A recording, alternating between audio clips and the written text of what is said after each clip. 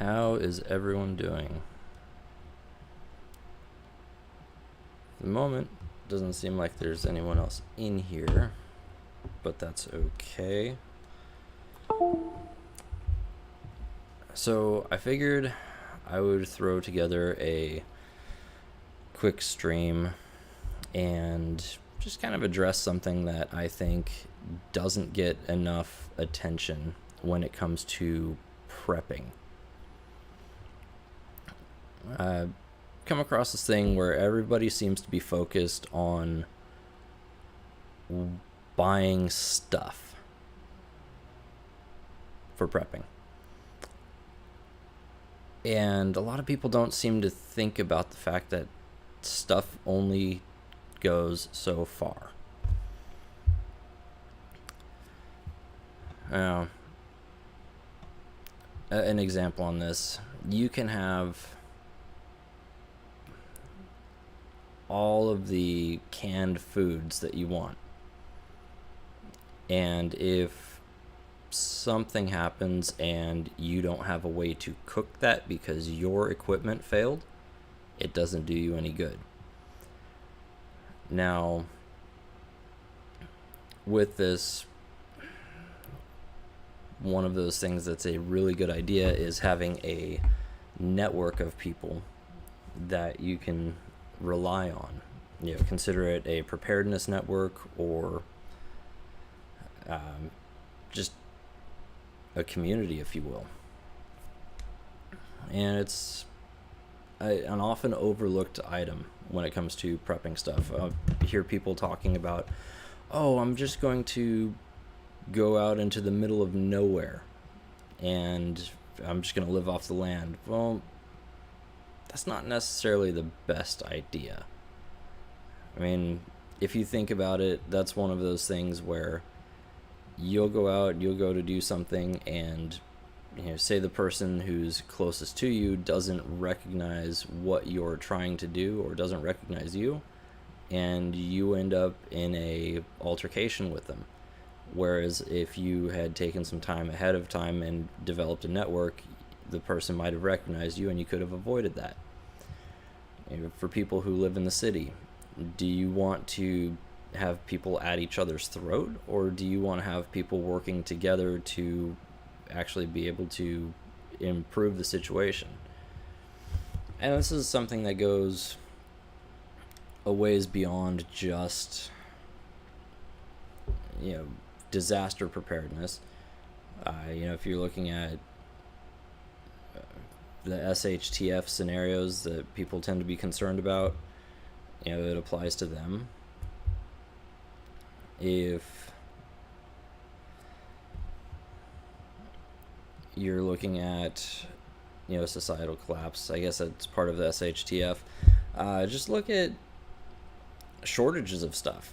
If you have a situation where you have a shortage of materials coming in, or you have a shortage of products coming in to be able to distribute throughout a community, but you have people in that community that are able to make these products as needed, then you're going to be able to cover a lot of the gap. It's really something that's all too often overlooked. Consider for a second skill sets. Myself, I am kind of a jack of all trades. I have a bit of experience in a number of different fields, whether it's manufacturing, fabrication, design work, repair work, maintenance, any of that stuff. I have experience with it. Now, that's not necessarily going to translate the same for everyone else, but myself, speaking for myself, I don't have a lot of medical experience per se. And I don't have a lot of agricultural experience. So it would behoove me to seek out people who have experience in agriculture and experience in medical and build a community with them where if there's a medical need, they can take care of it. If there's a agriculture and food need, the person who knows that can take care of it. If there's a fabrication and maintenance need, I can take care of it. And it's really one of those things that people have this, well, especially people here in America, we have this tendency to have a us or them mentality. And the reality is that when push comes to shove, no one's going to make it on their own for something or through something like that. You really need to have a community or a team of people. Being able to play to each other's strengths and weaknesses is exactly why, say, military units have multiple people, each with different specialties. Or you can have law enforcement units where, say SWAT, again, they each has a different specialty. You aren't going to go trying to fix a bunch of stuff in a house or a car with a hammer, because a hammer only works a handful of ways. You got to have other tools in your toolbox to be able to take care of some of the jobs that are coming up. And like I said, it's something that's very much overlooked. A lot of people talk about, hey, I've got 50,000 bullets, I've got 200 cans of baked beans, I've got all of this stuff that's just sitting in the pantry or it's sitting in the garage. But when you're prepping by just buying stuff, you are not going to be able to account for every potential outcome by yourself. You really need to take and actually branch out with what you have set up as a network.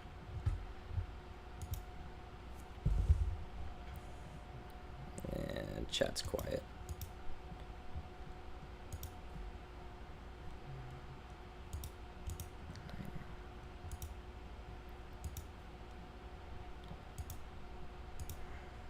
I don't know. What do you think? Go ahead and leave a message, drop a message in the chat. Let's get your take on it.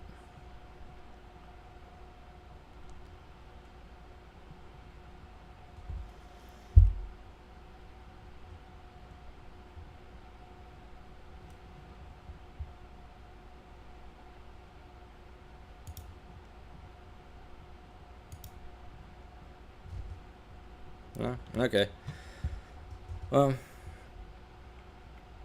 Something that I think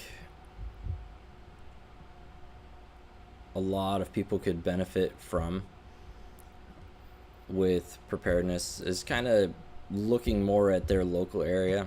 There's a channel on YouTube.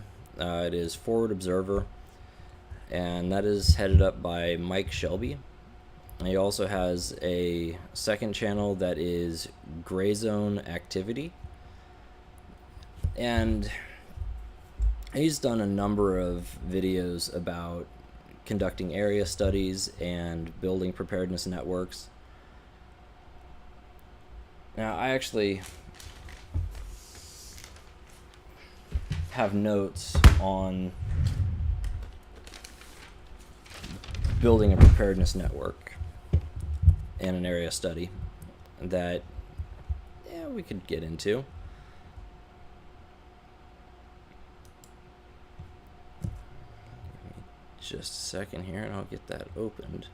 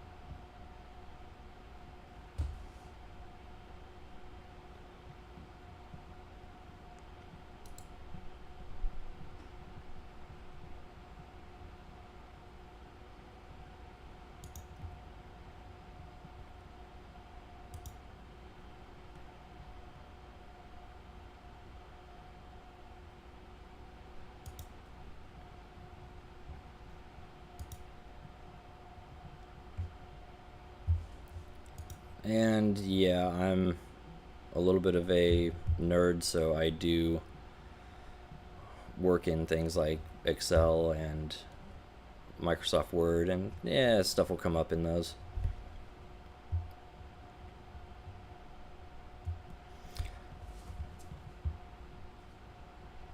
So here we go.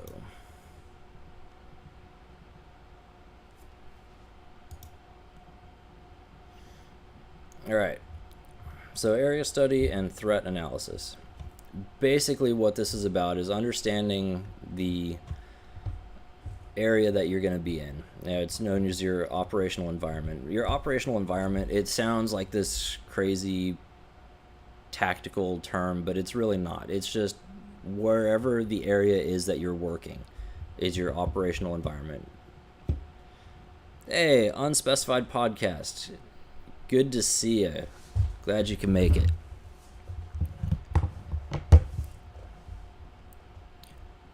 So, with this, and this is something that Mike Shelby from Forward Observer had put out. This is talking about the area that you're in, your community, your city, your town, your suburb even. And he's talking about learning the area. What can you use to your advantage? What can you use to help the community? What could be a potential disadvantage? And there's a couple different points to it. One of those is going to be the physical terrain. That's going to be stuff like roads, bridges, where your electrical substations are, where your water treatment plants are, hospitals, fire stations, because in the event of any sort of an emergency situation, knowing where those are can be critical for being able to address any issues that come up, especially within a timely manner.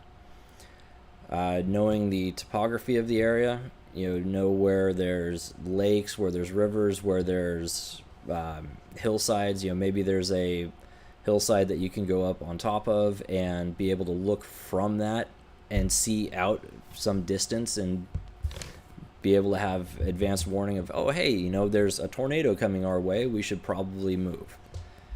Or, hey, there's this group of people that are coming this way that are causing problems. Heaven forbid the instance of an actual invasion from another country. Having high ground to be able to see from and knowing where it is could be important.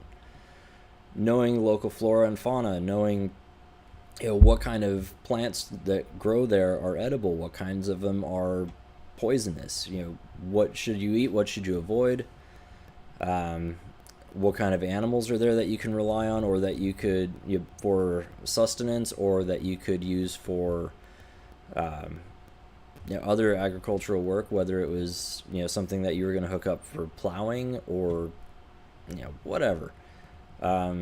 Even things like chickens that you could use for insect and pest control. Learn what kinds of things in those categories are in your area, what's around. And you get into also the possible traffic problems. Example, I'm in Southern California. If you look at Southern California in the LA basin, you've got all of approximately 4 routes out of the greater Los Angeles area. There's the Interstate 5 freeway that goes north and south. You've got the Interstate 10, the Interstate 60, and you've got the 15. Outside of that, it's all going through mountains or there's a coast. So knowing, in your area, if there's an emergency, how can you get out? What are you looking at as far as where there would be potential traffic jams and snarls? Speaking from Los Angeles, I used to have to drive from one side of Los Angeles County to outside of Los Angeles County on the other side. And sometimes it would take 2 hours. Sometimes it would take 6+. So understanding where those traffic snarls that could cause the really bad delays there's going to be at is helpful and could be really important. Especially if you're looking at something where you're worried about supplies being able to come in, because those same choke points for traffic are choke points for supplies. Hey, Ashley B, glad you can make it. And Mike talks about the human terrain. What are the recent voting patterns of the area that you're in? Because let's face it, your voting patterns and the politics are going to dictate what happens in your area. Now, I'm not talking just like, oh, who did they vote for president, but, what are the local elections like? What kind of people are being voted in for sheriff? What kind of people are being voted in for the local office? Your city council, your mayor, what kind of policies do they support? And you're also going to want to look at the socioeconomic status of the community. Are you looking at an area that is very affluent and people aren't going to be self-sufficient? Because that could be a potential problem if you've got stuff and they want it and they're not self-sufficient. Desperation causes all kinds of stuff to happen that wouldn't normally. If you've got an area that's severely impoverished, there could be higher crime, or you could be in an area where it's more rural and there's more self-sufficiency, and that's also going to play into it. Things that you can do with the human terrain: look at your local neighborhood watches. Find out what's going on. Find out if there's trends of problems that are happening or anything that stands out that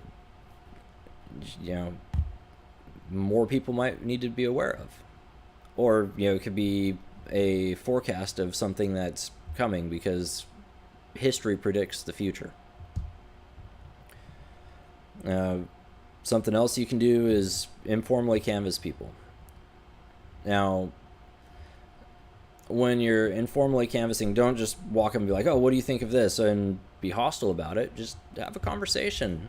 And somewhere through the conversation, maybe discuss preparedness. Like, hey, are you guys worried at all about the current socioeconomic situation? Are you guys worried about the supply chain shortages?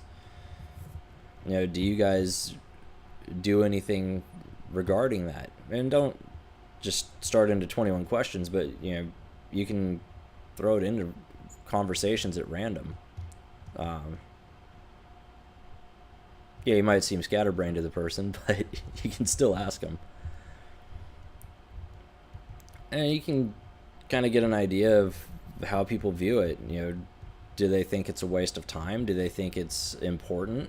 And if they think it's a waste of time, maybe spend a few minutes in conversation with them. See if you can explain why it's actually a really important thing. You can also analyze the crime statistics of the area. Look at, are there a bunch of break-ins? Are there a lot of assaults? Is there a lot of battery? Is there a lot of arson or gang violence or whatever? Look for patterns in it, because again, history predicts the future. So you can look at the stuff and have it as an example of what you can expect and prepare, plan for that potential. One of the other things he said on the human terrain was to co-opt social groups into your preparedness network. So if you find a group of people that is a bunch of mechanics or people who go off-roading or camping or whatever, and they're going to be out doing stuff, talk to them, get some information from them, find out if they'd be willing to keep an eye out for anything weird going on or anything random to get some information on. They could also let you know of anything that's going wrong in the area or suspicious.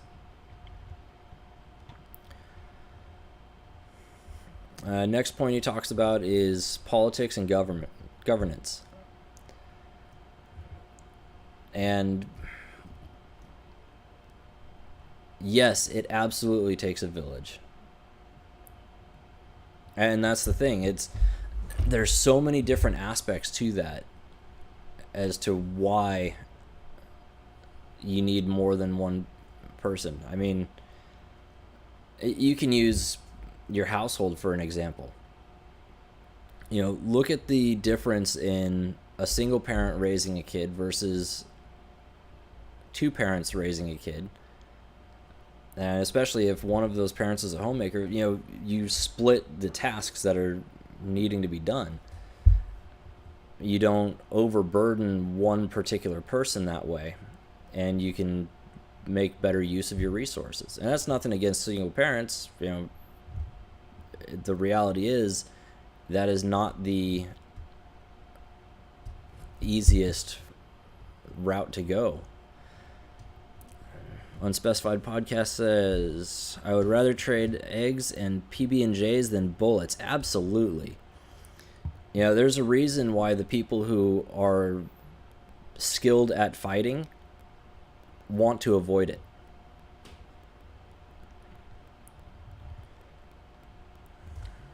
And Ashley B says, needing a wide range of skills and personalities to survive. Can't rely on just one person for survival. Exactly.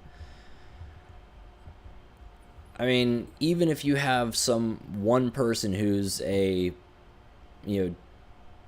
do-all person, they can organize everything, they can build everything, they can maintain everything, they can take care of the medical of everyone, they can do all of the agriculture stuff.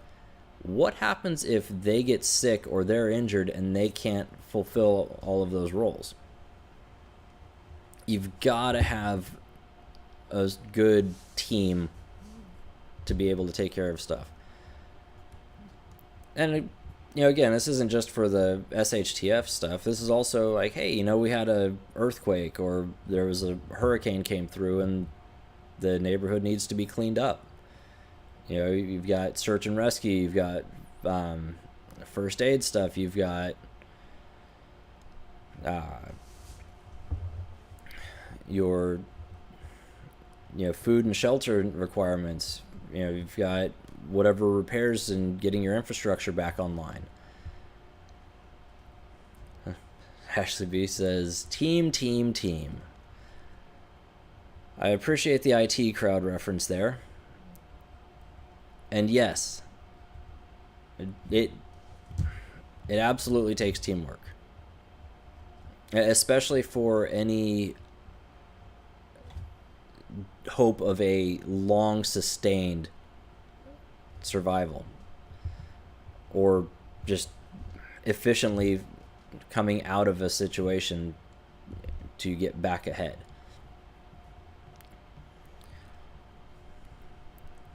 And Unspecified Podcast saying teamwork makes the dream work. Yes, exactly.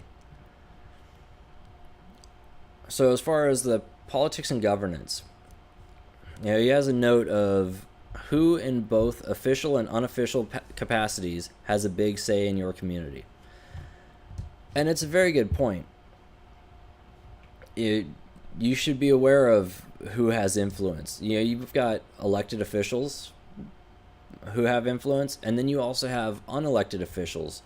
It could be a parent that has particular concern about what's going on, and they're voicing their opinion, and they've got a large network of people that they speak to.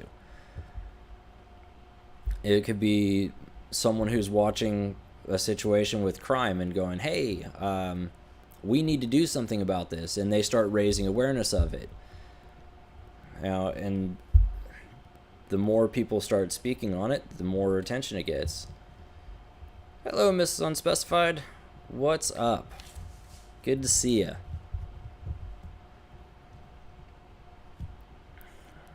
So, yeah, know who has influence in your community. if nothing else, those are people who you could tap if you need assistance with something. They're the ones who are most likely to know, oh, you know, if you need carpentry, go talk to this person. If you need eggs, go talk to Unspecified. If you need, someone to be able to watch your kids reliably while you're helping take care of this stuff, talk to Ashley B, or whatever. Sorry to throw you guys under the bus there, but just giving some examples. Now you've got another one on civil employees that work in the local county or like city council. They're also a good source of information. This isn't your officials. This is, like your receptionist or, someone out of accounting, or, just someone who's in the office, because they hear the scuttlebutt that's going on. They hear, here's some of the stuff that's coming up. Here's some of the stuff that's being discussed. Here's stuff that is becoming higher visibility. It gives you an idea of what to keep an eye on. It also gives you an idea, hey, they're talking about raising taxes on this thing, or, changing the regulations on this. So you can get a little bit of a leg up as far as getting ready for this, whatever the change is. Now he talks about considering how your elected officials, local, state, and federal, will act in an emergency or SHTF situation. Are they going to just lock everything down? Are they going to be barricading the city, welding doors shut, and yelling at people from drones? Are they going to be going around door to door confiscating firearms and the lower end areas where people are dealing with crime? Are they going to be getting all hands on deck and everybody banding together and working together to get everything resolved? Again, doing like the search and rescue teams, getting your medical stuff going, getting your shelter relief set up.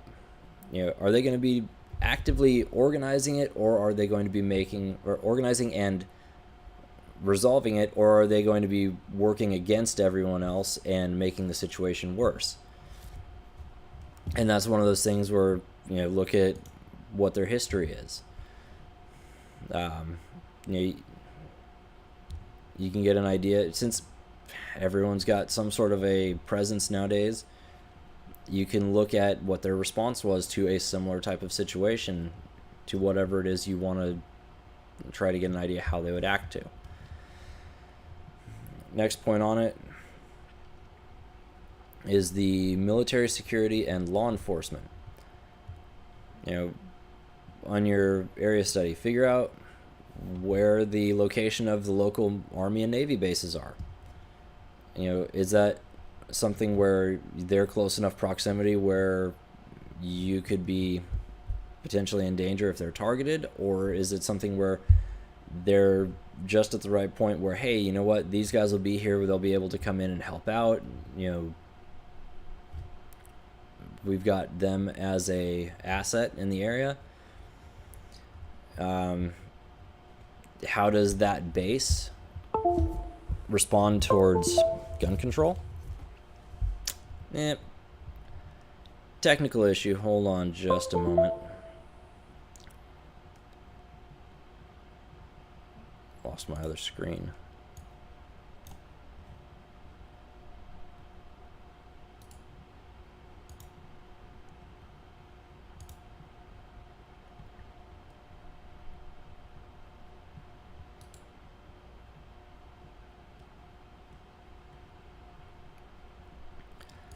Well, I'm not sure where that went, but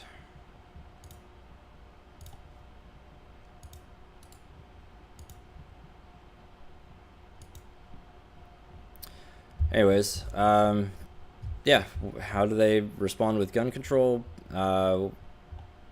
The difference in scope. What's the difference in scope between the local law enforcement and state, federal authorities? do they have a major power struggle going between them? Because reality is, a lot of times your state police and your local police don't necessarily get along. You can see an example of this with your highway patrol and local police, because they potentially have jurisdictional challenges. You also run into issues between county sheriffs and local police, again, jurisdictional issues, or sometimes it'll be local police versus someone like, say, the FBI. And again, it's a lot of times a jurisdictional issue. Another point that he brought up was economics. With economics for your area, find out who your area's largest employers are. Is it going to be a manufacturing company? Is it going to be, say, Walmart? Is it going to be, agriculture? Is it, farming? Because it'll be handy to know, what you can rely on as far as production. Which the next part of that was figure out what your local production capacity is. That one's going to be a little bit harder to do. It takes a lot of analysis as far as looking into what's around and what kind of volume they have the ability to run. For example, if you're looking at farming, how many acres are there? Find out, what kind of produce they grow or what kind of animals they're raising. Find out, basically what the volume that they're putting out is. And from that, you'll be able to figure out a little bit better of, hey, this is what this area can support. If it's manufacturing, you look at the a machine shop. Are there machine shops that are around you? If there are, what kind of production can they do? Do they have multiple machines? Do they have lathes? Do they have mills? Are they just able to make simple parts? Are they able to make complex parts?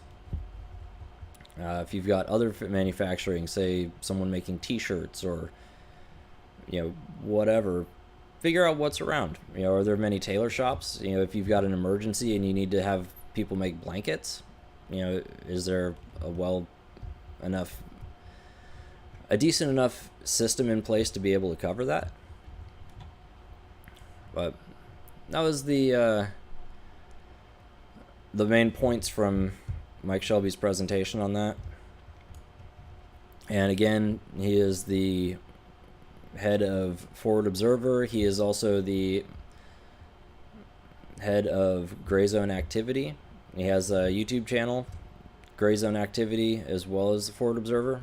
And you can find him on grayzoneactivity.com. They have a lot of information. Let's see, getting back to the chat. Unspecified podcast says, during Katrina, law enforcement / military avoided the hood, went to the nicer neighborhoods, and confiscated weapons. Yeah, exactly. And, that's one of those things, making a situation worse because you're removing the people's ability to defend themselves. Now, not just the people's, but the people who are not causing problems. Let's see. Mrs. Unspecified. I wish I could connect with folks at the farmer's market. Excellent place to barter. Yes, absolutely. It's a great place to barter. It's also a great place to network. You can find out who's growing what. Are they local? Because I know here, for us, not all of our produce and stuff or vendors at the farmer's market are the most local. I mean, they're maybe within a 40 or 50 mile range, but it's not like it's around the corner or anything. Different areas, of course, different climates, different types of regions. I mean, you'll have some areas that are more rural, some areas that are more city. Yeah, I wouldn't expect to find much as far as local farming in the middle of New York City. But, you go into a rural town, say some rando town in Texas, you'll probably find someone doing agriculture nearby. You'll go to the farmer's market and you'll come across several farmers who are literally just down the road. Unspecified podcast says metal fabricators. Yes, there's a lot of stuff with metal. Technology. It's a double-edged sword. It's fantastic when it works great, but when it stops working, it causes major problems, and you've got to have people who can repair the equipment that you're going to be using. And it doesn't matter what you're doing. If you're using the equipment, it's taking wear and tear, and it will eventually fail. It's just the reality of it. You can do the best maintenance you can. Keep everything lubed, everything tight. It's still going to wear out at some point. So having people who can make the parts to repair it, or people who can even repair some parts. You might have like a drive shaft on a tractor that breaks. Having a local welder that can weld the thing back together and then rebalance it, can be critical. Let's see. Miss Unspecified said, forging is already popular again, but it will really earn its stripes if we don't have some of our machinery. Yes, absolutely. And not just not having machinery, but if you're going for cast parts, you can use aerospace, for example. Aerospace or automotive, they use a lot of cast materials. They also do a lot of forged materials, for a raw part. You'll get this forging or a casting in, and it'll be the rough shape of whatever it is that you're working on. For the part that you want to put out, you put that in the machine, and then you only have to machine 7 features instead of 15. Because your part's already pretty close to the size and shape of what you are looking for your final product. And so, yeah, absolutely. Being able to make those is a huge deal. Right now, a lot of the forgings and castings are coming in from overseas. We saw with the shutdowns in 2020 how much of a strain that put on manufacturing, because all of a sudden there weren't raw materials. Now, something that goes along with the forging is, obviously they're an eyesore, but scrapyards. Have a scrapyard where you can get the material to melt down and make a forging or a casting out of.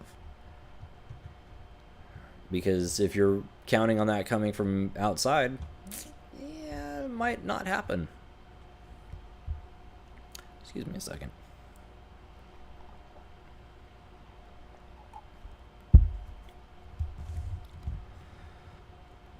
But yeah. How are you guys doing tonight?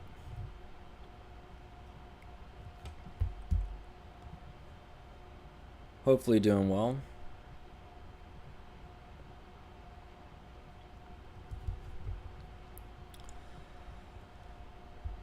And so far, that was the main point that I wanted to talk about.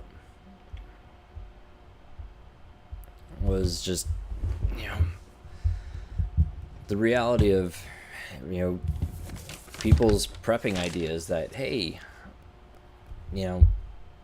just squirreling away a whole bunch of stuff and going and holing up somewhere in the woods isn't going to be your best bet. Let's see. Unspecified says, good, brother. Awesome. And Miss Unspecified is not too bad. Fantastic. I'm glad to hear that.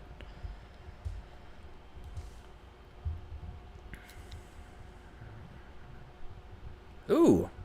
Unspecified's editing a family adventure vlog. That's awesome. That's going to be a good one, I'm sure. And I still have a ways to go as far as getting the editing side of stuff going here. Also getting the like the intro having music and the outro, but that'll come up. Let's see. Anything? Oh, we were talking before about robotics and replacing workforces.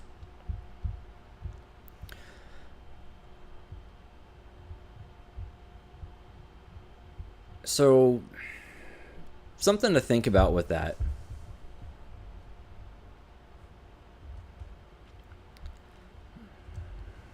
Thanks, Miss Unspecified. And Unspecified podcast says, man, I wish we could hang out. I could show you everything I know. That would be awesome. I think I told you before, the missus said we should go in on a like an Airbnb up in the Redwoods. So we'll get something lined up one of these days. But anyways, robotics. So the more systems get automated and the more workers get replaced, the less the regular population is going to have the skills to do things. If you consider, take a company that has 50 workers that are doing welding, and they replace those workers with welding robots. Now, those people aren't welding, but not only are they not welding for them, they're also going to be, kind of discouraging other people from going into it because it's like, oh, hey, robots are taking over it. Well, the less people you have in it, the less demand there is for it, the less people are learning the skills. Eventually, the stuff's going to be kind of a lost art, and no one's going to remember how to do it because everyone was busy focusing on their liberal arts degree or underwater basket weaving. So, aside from the concerns about workers being replaced or not just replaced, but displaced, it's really a good thing to brush up on as much as you can as far as skills. Learn as much as you can. Make yourself as versatile as possible. Again, looking at the idea of being able to have a team of people or a community where you can kind of divvy out jobs based off of skill and experience. If you are capable of doing multiple things, say you're a medic on both, people and cars, then if they need people fixing cars, you can go help with that. If they need people fixing people, you can go help with that. If you've got those skills, plus something about some of the administration stuff, or just good leadership skills, you can make yourself useful with that. The more you know, the more beneficial you are to yourself and everyone around you.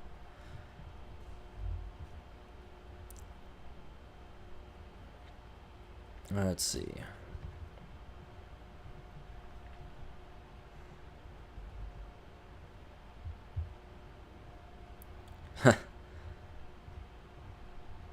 Amazon Specified says, you'll know as soon as I go to Cali, the big one will hit or something. Yeah. It'll happen sometime. Just a question of when. But my question is, would that be the big one on the San Andreas or the New Madrid? Because if it's the New Madrid, you might be better off being in Cali. And Unspecified Podcast says, robot arms are stocking shelves in some places. Yes.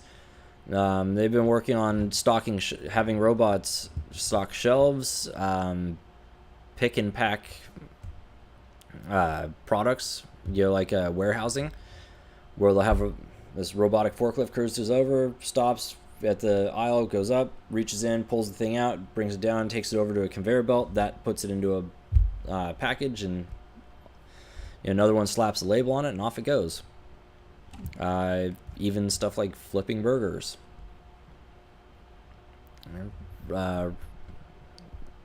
Look at what was some of the automotive manufacturers. They've got everything's robot or mechanically assisted. Rather than have a team of people doing paint or a couple people doing paint, they have a bunch of robotic arms that are programmed to do one specific set of motions for whatever the vehicle is that's coming off of that specific line.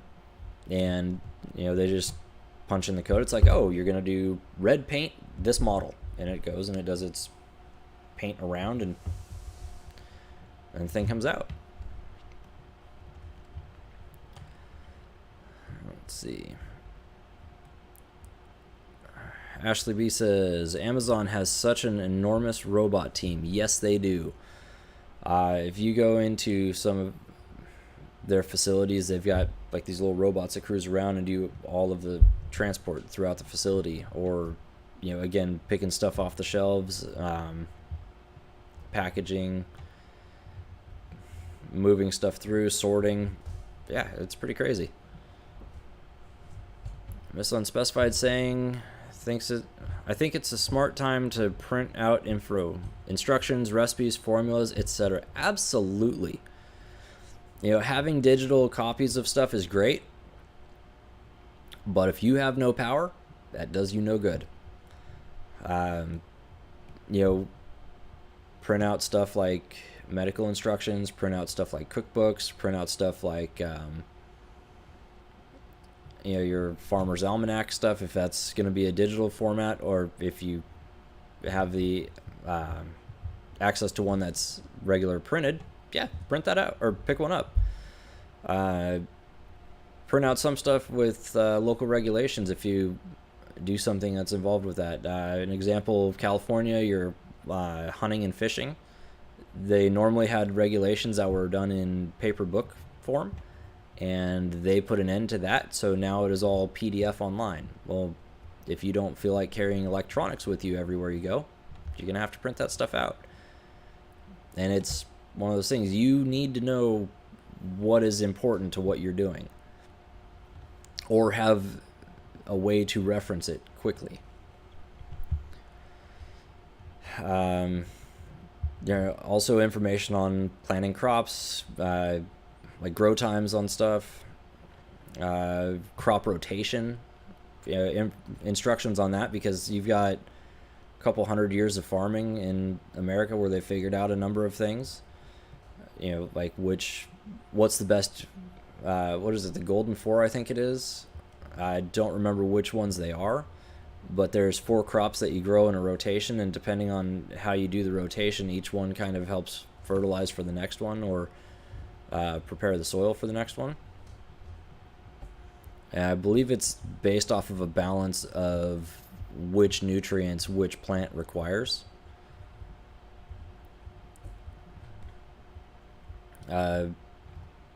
Information on like butchering meat, filleting fish, cleaning and cooking stuff, how to safely prepare different meats. Again, identifying guides as to which plants are edible and which ones are not. Let's see.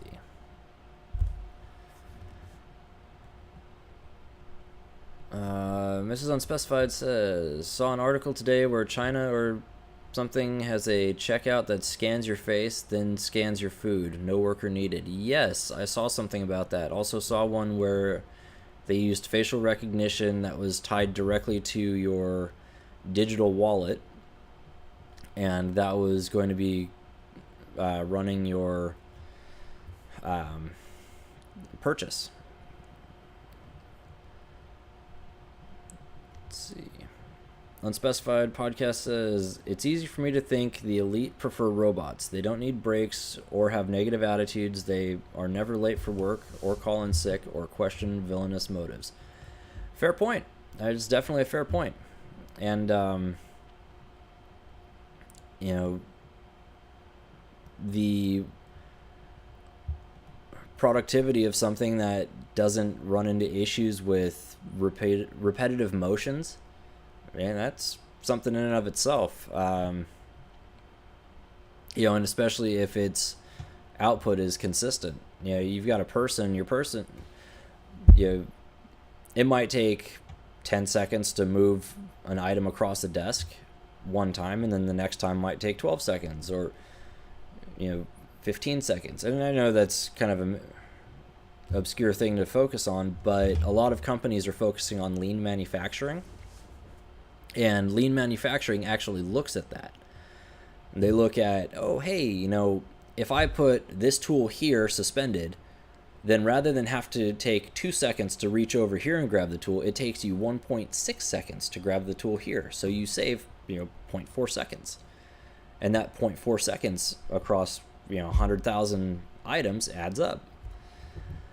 And it's honestly, it's kind of incredible that they've narrowed it down to such a exact science on the stuff. And of course, it has its downsides. You know, part of the lean manufacturing thing comes with the just-in-time manufacturing, which means that, you know, in the ideal just-in-time manufacturing, the part comes in the door here, just in time to go into the assembly here, just in time to go out the door over here. And that doesn't work when the supply chain is snagged or, you know, having issues. Let's see. Miss Unspecified says, how to make bread. Yep. How many women or men don't know how to make a loaf of bread without a recipe? Only works if you have a physical recipe. Yeah, that's definitely one.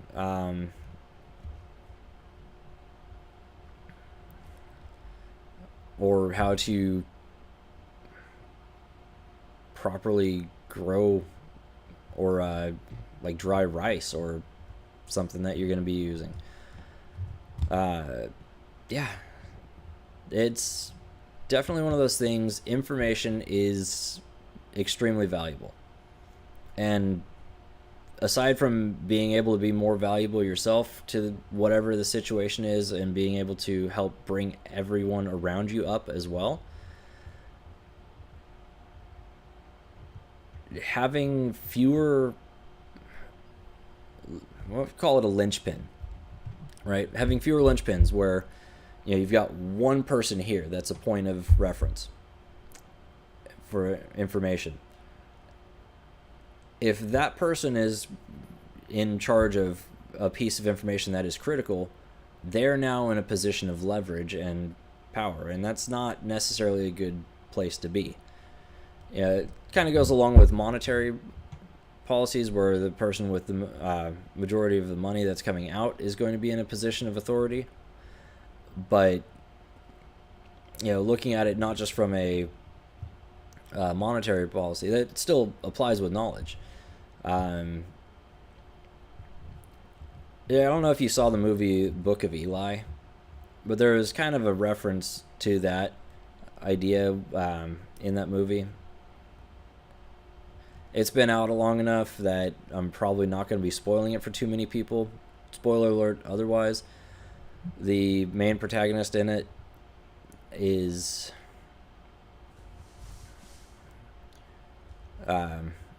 carrying a book that's got information in it.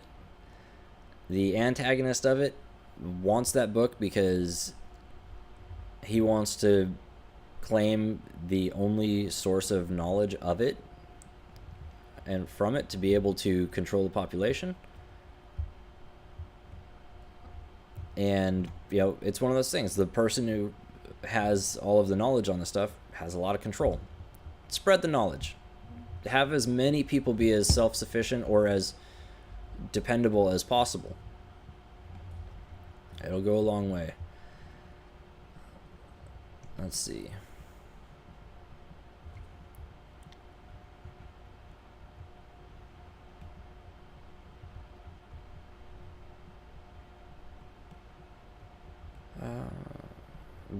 Unspecified Podcast says, blueprints for sheds and other various construction projects. Thank you, Grandpa, for passing all those blueprints and carpentry books down. Yeah, I have a stack about that thick of cookbooks and notebooks full of recipes from my grandpa. At some point, I'm probably going to do some videos of going through cooking those recipes. It's been a project I've wanted to work on for a while, and as I'm getting stuff going, I'll be doing that. And part of the thing with that is going to be, sharing that information, share the knowledge.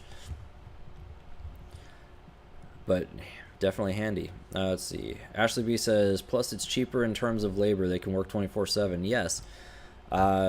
That's going back to the robots for manufacturing and robots. Yeah. If you've got 50 robots, they're going to be running. All you need to do is have a skeleton crew of people to maintain them and be on hand in case something goes wrong. And that skeleton crew could literally be 2 people. Unspecified Podcast says, I've seen a lot of shops set up like that. Love it. Tesla is set up like that, and so is the one-wheel electric skateboard company, I think. I'm thinking you're talking about the lean and just-in-time manufacturing, or the lean manufacturing where they've got the stuff, everything suspended. And yeah, it's a really cool setup. If I'm on track with that, it's a really cool setup that they do. It's really efficient. Really, the only thing that's kind of a downside of it is that a lot of these companies are also using not really robotics, but machinery or suspended equipment to be able to lift and put things in place, which people used to do physically or manually, and I don't think that's helping as far as the fitness level of people, but that's just me.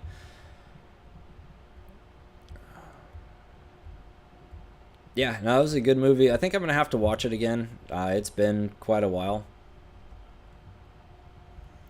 And Miss Unspecified said, Land just showed me that movie the first time a couple months ago. Yes, awesome. That was one... I was really hesitant to watch that movie when it first came out, just based off of I wasn't sure what the direction of it was going to be, just going off the title. Yeah, and that's one of those things, don't judge a book by its cover. I looked at the title and I went, The Book of Eli, and great, is this going to be some sort of like a blasphemous anti-religion thing or in the face of religion? And I'm glad I watched it. It definitely was not that. If anything, it was kind of the opposite. Did have a good point about manipulation of people, though. Unspecified Podcast says, true, I love it because I'm lazy. Yeah.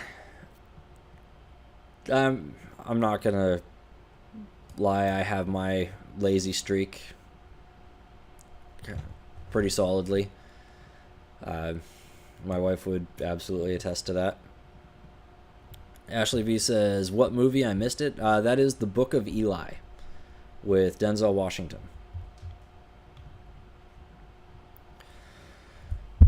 Now, there's a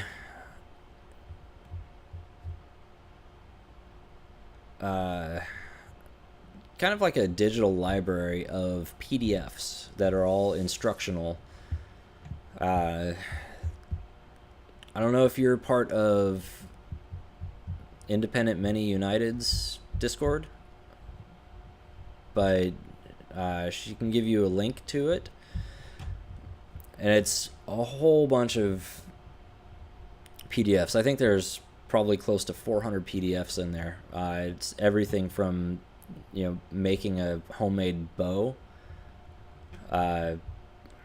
So making a homemade bow, growing crops, preparing land for growing crops, raising chickens, raising pigs, raising cattle, butchering game animals, hunting, fishing, different types of lure setups, different types of baits, different practices for different seasons on different types of fish, water purification, shelter building, all sorts of stuff.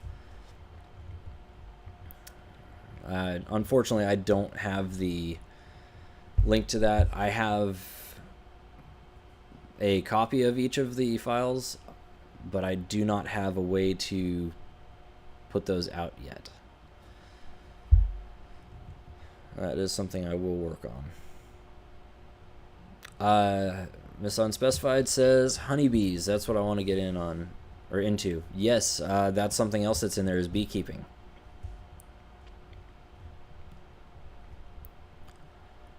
That is something in there. Yeah. I'll have to see if I can find any more on it. Let's see. Anything that you guys would particularly like to discuss?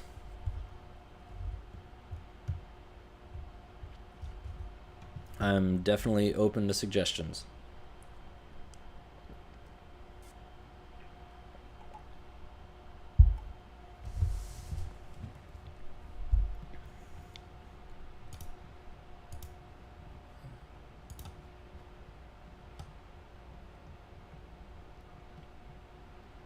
As for the moment, pretty much covered everything that I was really looking to cover tonight. Actually covered what I was planning to and then some. Coming up, I'm going to be working on figuring out a regular routine schedule. And, as soon as that's up, my goal is going to be to try to do, a live stream once a week.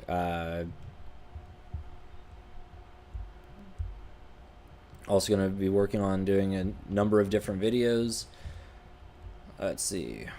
Unspecified Podcast says, well, there is Mar-a-Lago or China or inflation. Okay, let's talk inflation for a second.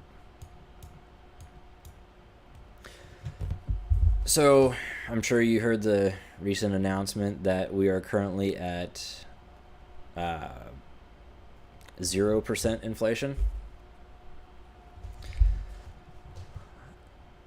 That's very misleading.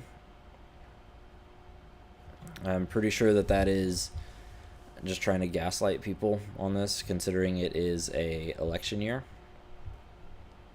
And let's be realistic, it hasn't been going the greatest for them.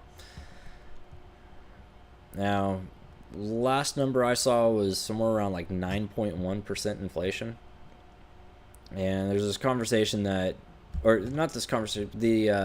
talking point is that the inflation is going down was at 0% because the cost of fuel has gone down. Cost of other stuff went up, and the cost of fuel has not reduced enough to offset that. Now, when it comes to inflation, there's so much stuff that gets overlooked as far as what causes it. I mean, inflation generally is going to be where more money is going into circulation, which makes the money that's in circulation worth less. And, some of the stuff that'll give inflation is as wages go up, whether it's the minimum wage going up or it's expected wages going up. You've also got, various government spending, whether it's on large programs, social programs, if it is bank bailouts, Wall Street bailouts, whatever kind of large spending it is. And that's something that oftentimes gets overlooked when people are discussing inflation. You know, you'll have a lot of money that gets spent by the government that they don't have. So they're either going to be borrowing it or getting it from taxes. Now, for the most part, it's going to be, whatever's not covered by taxes is going to be borrowed. And it's really the revenue source for the government is taxes. So anytime something is government paid for or government provided, that is actually taxpayer funded, taxpayer paid for. And that's one of those things, the more that they spend on stuff without cutting budgets elsewhere, it's going to keep going up, because they'll have to borrow money to spend on it. And the more money they borrow, the more is in circulation, the more inflation goes. Now, prices do go up on stuff based off of wages. It's part of trickle-down economics. Say you've got a worker making a hamburger. Hamburger costs, or company's charging $2 for a hamburger. The worker gets paid 50 cents for that burger.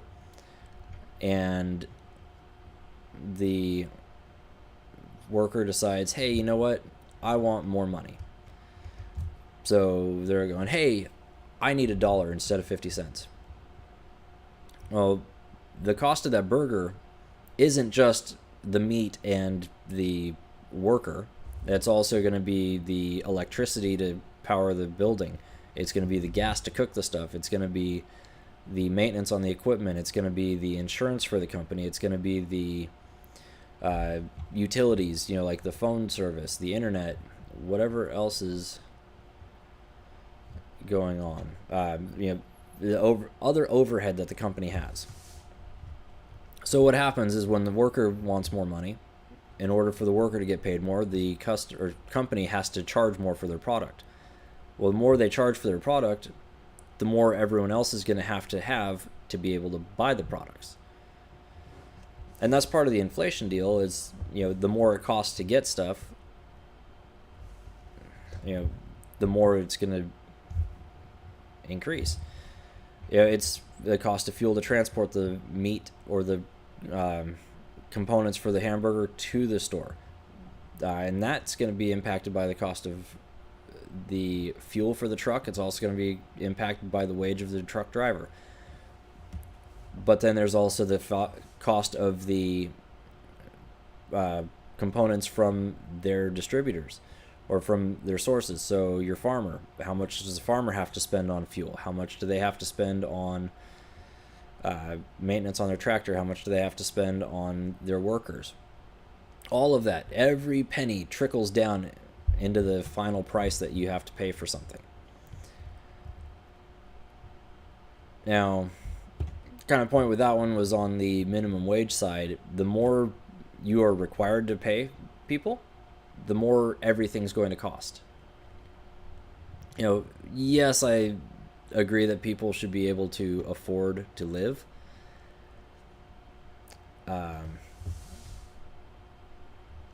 However, mandating a specific dollar amount versus encouraging competition amongst people to keep prices low and keep their quality good, honestly, the second is a better option. Let's see. Ashley B says, what do you think about the nuclear missile threat to New York? I think it's another Thursday. And she asks if I think it's real or just theories. There's always a potential threat of an attack. There always has been. I don't think that we're about to get attacked like that. In all fairness, that's a can of worms I don't think any country wants to open right now. It really wouldn't go over very well for them. But to Unspecified Podcast Point. It says, well, it's real enough for the state of New York to commission a video. Yes, definitely praying against. But yeah, do your due diligence. You prepare for stuff that could happen, and you hope that it doesn't. Honestly, just because you put a video out saying something about it or you're trying to prepare for it doesn't necessarily mean that you expect it to happen. Just that you acknowledge the very real possibility that it could. I mean, it's always possible that it's kind of predictive programming, but let's hope not. Ashley B says inside job. I'd hope not. I mean, it does make you think of all the nuclear material that's gone missing over the last 20 years. But that's a topic for a different time. Let's see, Mar-a-Lago. That's kind of an interesting one. I can say that it seems highly suspicious, the way that was done at face level. However, there's a lot of details to that I don't have. So anything I have to say about it is going to be purely a assumption. If you look at the fact that Trump is in a lawsuit against Hillary Clinton over the Russiagate stuff, and the judge that had signed off on the warrant for Mar-a-Lago kind of has ties to that case. From what I understand, he had to recuse himself from the case because of a conflict of interest in it. That judge had also had ties to Epstein's client list. So, that's kind of an interesting one. There's enough things that a skeptical mind can look at it and say, hey, you know what? This looks highly suspicious. And, potentially rightly so. I do think that we, as a people, need to kind of slow down on knee-jerk reactions to things, because a lot of people jump to things without having all the information, and then, as the information comes out later, they look like idiots. A great example of jumping at stuff beforehand was, the incident with George Floyd. Not saying that he deserved to die, or the situation deserved to happen, but people jumped to pissed off without having all the facts, and it was blared out without all of the facts, which is why you still have people that don't know the full story of what happened with that, don't have the full picture, and have a biased opinion of it because of that.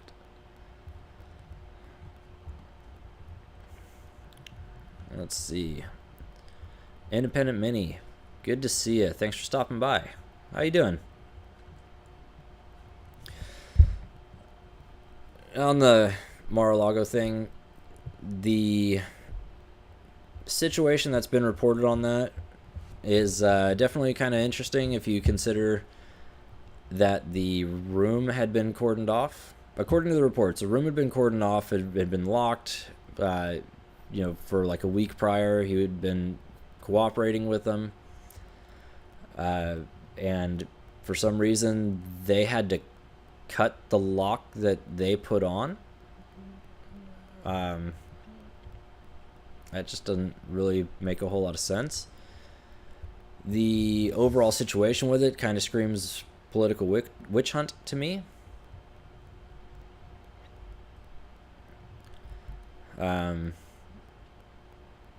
It could definitely be foul play. I mean, I wouldn't say it is for certain, but it's always possible. Especially when you consider the stuff with old Jeffrey and the judge that had signed off on the warrant being tied to him and having represented his clients and people. But yeah, Independent Mini says, did you all hear about the CDC CV guidelines all being lifted? I did see that the beer bug guidelines had been altered, but I did not see the specifics on it yet. I know it's been a slow rollback on everything, considering it went from, until a negative test to 2 weeks to 1 week to, hey, you could have it actively, be testing positive for it, and still be at work.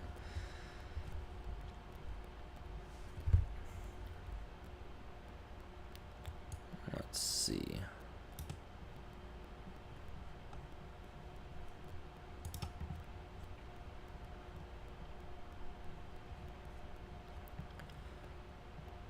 Give me just a second here. Let's see if I can get this to display properly.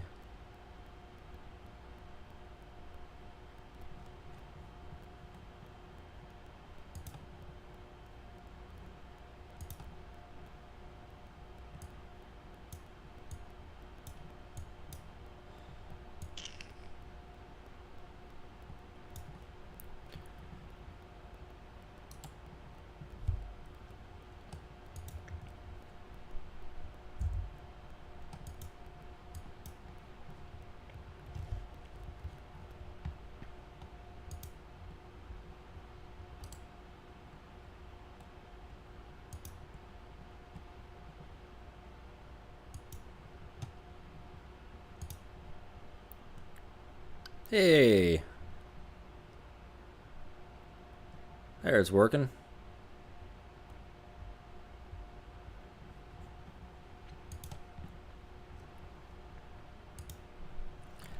Alright, so let's see. The nation's top public health agency relaxed its guidelines Thursday, dropping the recommendation that Americans quarantine themselves if they come into close contact with an infected person. CDC and prevention also said people no longer need to stay at least 6 feet away from others. Hey, guess what? We don't all have to be loners now.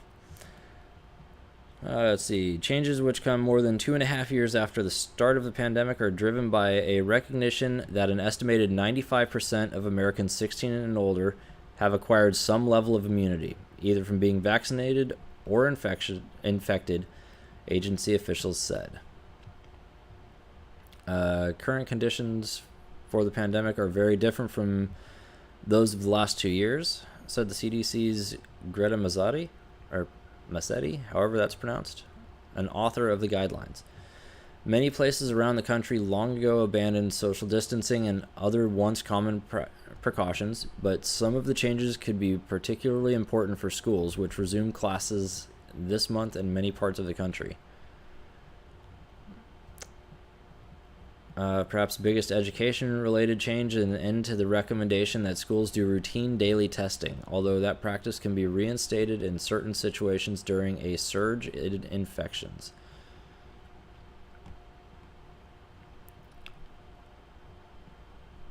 Huh. There you go. So there was that. Sorry, I didn't mean to derail you. No worries. You didn't derail me. I'm just trying to get used to getting everything smoothly transitioning between screens. Had a slight technical issue earlier, and it dropped one of the display screens and then wouldn't redisplay it. So had to make sure that was still going to work. Thanks for sharing that tidbit, though. That is definitely an interesting one.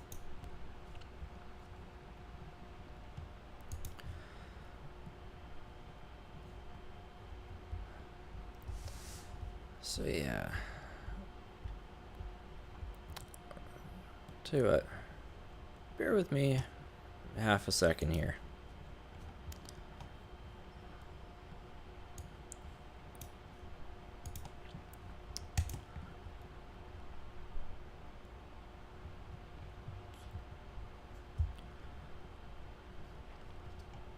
Okay, so in kind of a point that goes along with what I started discussing with the preparedness networks and doing an area study, it's definitely going to be one of those things that should be done. Build a network of people, get to know the people around you, find people with common ground. It doesn't even have to be everything as common ground, but build networks with people that you can potentially depend on in an issue or in an emergency.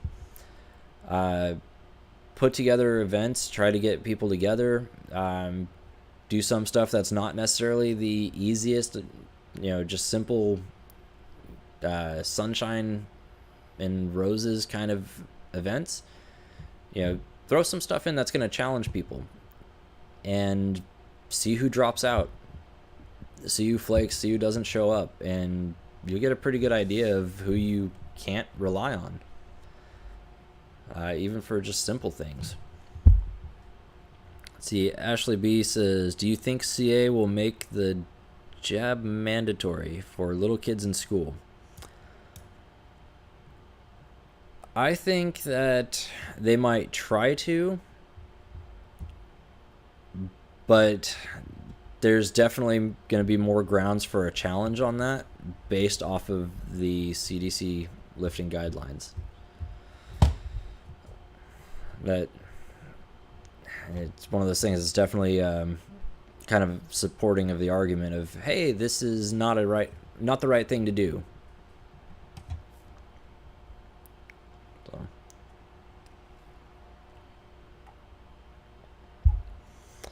See, Mrs. Unspecified asked, okay, has anyone else been overly fatigued lately? I've definitely been overly fatigued, but I also am kind of getting over being sick myself, so that explains that one for me.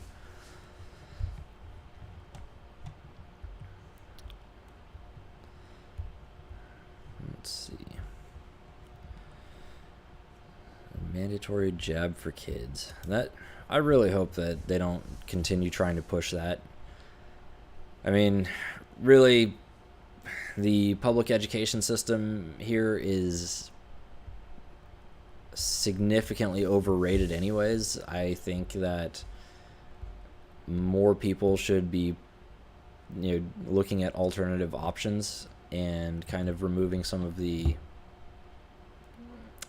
prevalence of the standard public education system. I mean, you can look at that teacher that was in Northern California that had been pledging allegiance to an Antifa flag and had a bunch of different Marxist, Leninist, communist flags up in the room and promoted activism to the students. Also encouraged the students to go participate in protests and offered extra credit points to them for doing so. And that teacher, this is the one that something came out about that about a year and a half ago, and that teacher wasn't fired because they can't be fired from the district. They were offered 3 years' salary to resign. So this person who is on video openly admitting to indoctrinating kids and trying to create revolutionaries was paid over $100,000 to step down from his position at the school.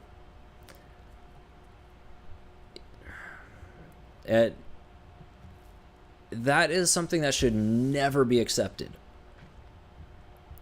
Problem is, teachers union. So, unions started off as a good thing. when the people unionized to improve their conditions, it wasn't a bad thing. They did do what they set out to do. Problem is, the current state of unions, and especially like the teachers' unions, who have a lot of political sway, if you consider the fact that they're one of, if not the largest contributor to the Democrat Party, they get a lot of sway in the government. Now,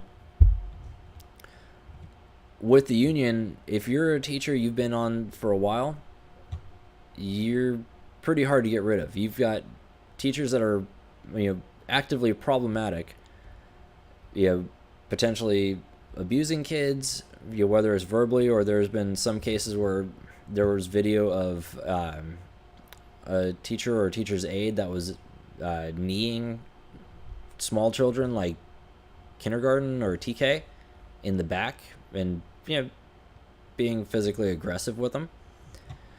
And it's just uncalled for. But they don't get fired for that because the union protects them. They might get moved, and they might get promoted because, for whatever reason, companies or groups seem to like promoting people out of failure. So, someone's causing problems, and rather than say, hey, you're a problem, you need to go, they go, okay, we can't fire them, so we'll promote them. That'll get them out of our hair. And as a disgusting practice, kind of a point of frustration for me. And it's one of those things. It's a example of a fault in the system that needs to be repaired. Let's see. Independent Mini says, Ashley, I think whatever they're going to push, it will happen in New York, Washington, California, and Oregon first.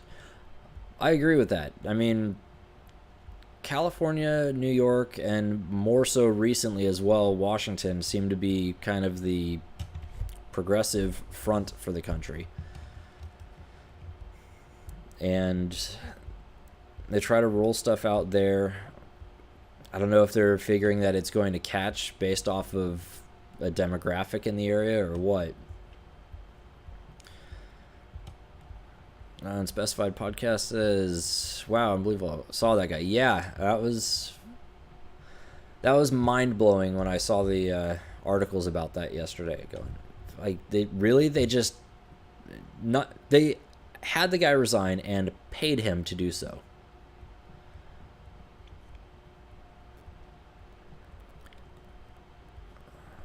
Let's see. Ashley B says she agrees with Indy and thinks she's worried that they'll push it hard. Yeah, I can understand that. Independent Mini says, I think they'll eventually make homeschooling illegal too, unless people make some huge changes. Yeah, there is definitely a push away from homeschooling, kind of like the school choice thing. As a parent, you should have a say in where your kid goes to school. You should have a say in what their education is. What are they learning? What are they being taught? How are they being taught? Is your kid going to be in a class? Like when I was in school, we had probably 30 kids in a class with a single teacher. And it's not very productive when you've got one person or two people who are causing problems and disrupting the entire class. And that was at a point where there was still some disciplinary measures that a teacher could take. Now, based off of some of what I've been watching over the last couple of years, where it's like, oh, this happened, but we can't just let them sit in the corner, try to ignore them. I know they're yelling and screaming and making a scene, but try to focus. If not, I guess put your head down, have a sleep.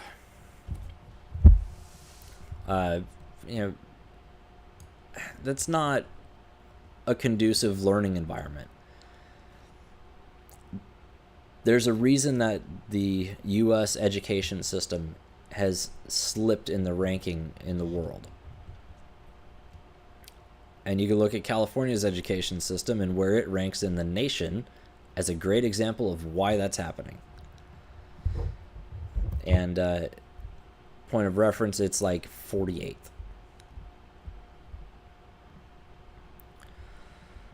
Let's see. Unspecified podcast says, almost seems like they're cornering. Are you saying cornering like they're basically like kind of surrounding the rest of the country with it? Based off of like Washington, California, and New York? Yep, and Oregon. Because, that wouldn't exactly be great. Yeah, okay. And that's something I've thought about a few times in the past regards to political climate. So you've got California, Oregon, and Washington that, for the most part, are blue based off of, or, kind of progressive based off of the main voting demographic in the cities. Now, a lot of the people that live out in the country and the rural parts, which all three of those states have a lot of rural areas, a lot of the rural population is more conservative. But because of the way that the districting is done, the cities have more of a vote. And I've been concerned for a while about the fact that the city overshadows the rest of the population. And I had this thought about it a while back with the busing in immigrants. When you take and just go, distribute. So the way that the census works in the U.S. with the electoral college and your representatives for it is that the number of representatives is based off of how many people are in an area. Not how many citizens, how many people. So all of the extra people that get added in when they get counted into the census, they add to the electoral vote for that area. So take, for example, California. If you have a whole bunch of illegal people here, the population goes up. Based off of that, they get more votes. Well, California already has enough electors in the electoral college to overshadow like 8 other states combined. California has 55 electors, and the state does a winner-take-all approach. So all of those electors go directly to the party that's elected. Now, that's something that should be fixed anyways, because you want a representative democracy. You want an actual representation of the people, not like, oh, well, the majority says this, so they get all of it, because that's the antithesis of what our country was based off of.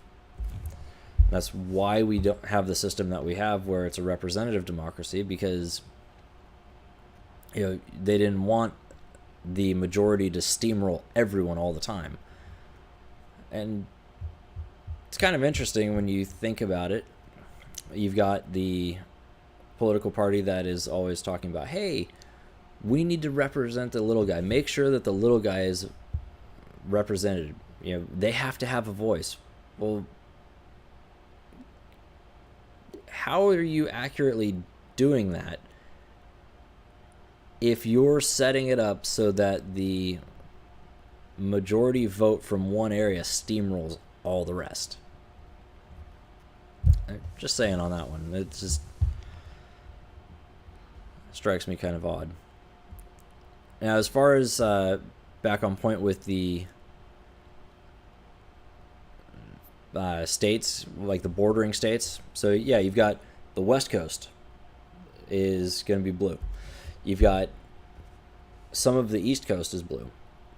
One thing that you don't want is a country that is landlocked. They talk about like a peaceful divorce or national divorce, and if they were to take and split part of the U.S. and go, okay, you guys are going to take this part, you guys are going to take that part.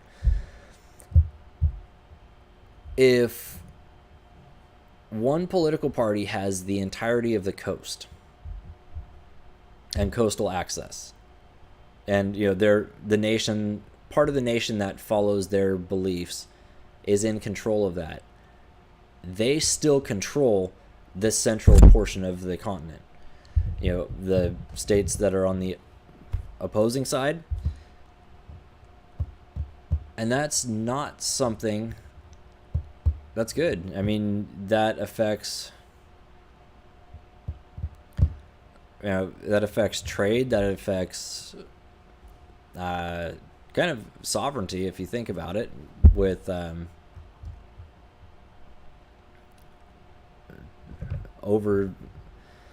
overrepresented influence from them.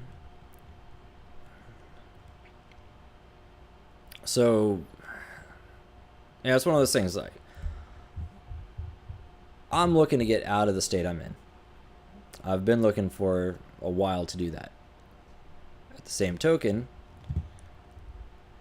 I'm also keenly aware of the fact that, hey, everyone that leaves just kind of solidifies this as a one-side deal.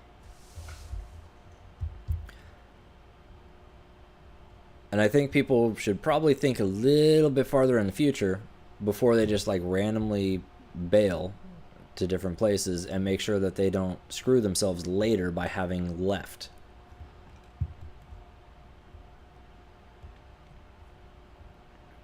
Let's see.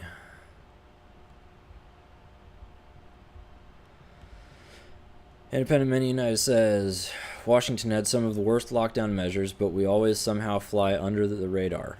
Our state employees are all still under jab mandates. Yep. Yeah, the lockdown measures were ridiculous.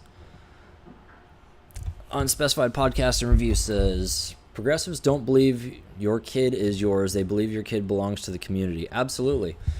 And that's something that tends to be a kind of a counterpoint between the conservative and liberal ideas. Is the liberal ideas are more of a communal or populace, and the conservatives tend to be more of an individual focus. And so, it's the whole greater good thing. I have to do air quotes on that because I've heard that said so damn many times.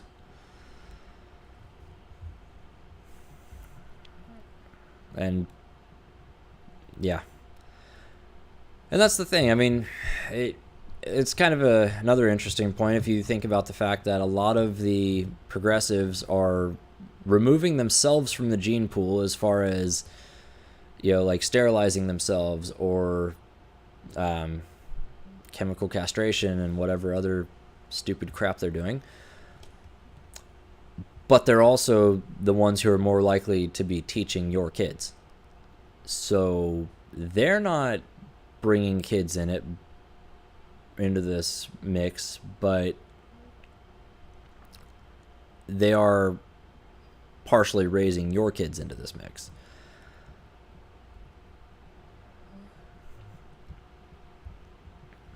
Let's see. Independent Mini, I'm caught in the same dilemma. Yeah, that's kind of an interesting conundrum.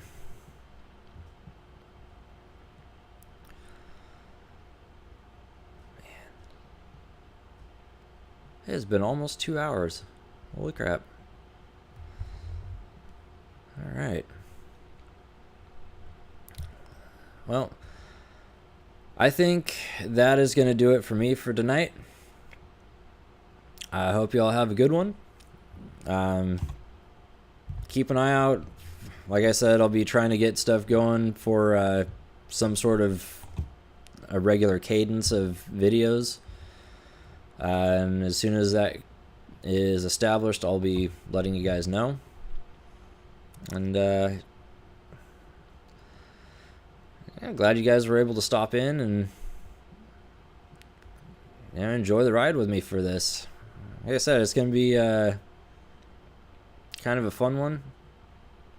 At least I'm having fun with it. I do believe I gave warning before that my brain is very all over the place.